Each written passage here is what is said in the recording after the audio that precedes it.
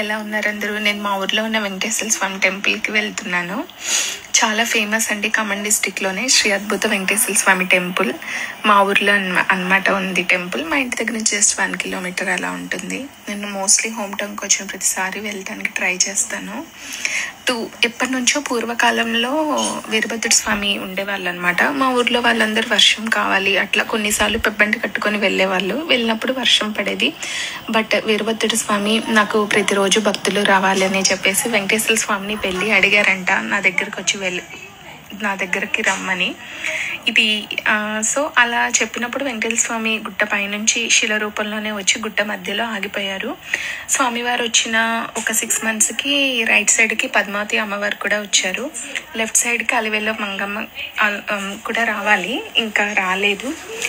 ఇలా నేను వెళ్తానని చెప్పేసి మా ఊర్లో పంతులు గారికి వచ్చి చెప్పారు. పంతులు గారి కళ్ళలోకి వచ్చి ఇలా తెలిసేలా చేశారు. నెక్స్ట్ రోజు ఊర్లో వాళ్ళందరూ వెళ్ళి చూశారు. 2002లో వచ్చింది. వెంకటేశ్వర స్వామి పడుకొని ఉంటారు. 24 feet అనమాట. ఎక్కడా అలా ఉండరు వెంకటేశ్వర స్వామి. శిల రూపంలోనే ఉంటారు. నిలుచొని కూడా ఉండరు, పడుకొనే ఉంటారు. అమ్మవారు కూడా పడుకొనే ఉంటారు. చాలా బాగుంటుంది. చాలా ఫేమస్ టెంపుల్. చాలా పీస్ఫుల్గా ఉంటుంది. ఎందుకంటే గుట్ట పైన కదా, మనం తిరుపతి వెళ్తే ఎలా మనకి పాజిటివ్ ఫీలింగ్ అలా వస్తుందో మా ఊర్లో టెంపుల్ కూడా అలాంటి ఫీలింగే వస్తుంది. ఎందుకంటే మొత్తం గ్రీనరీ ఉంటుంది, చెట్లు అంతా చాలా ఫ్రెష్ ఎయిర్ ఉంటుంది.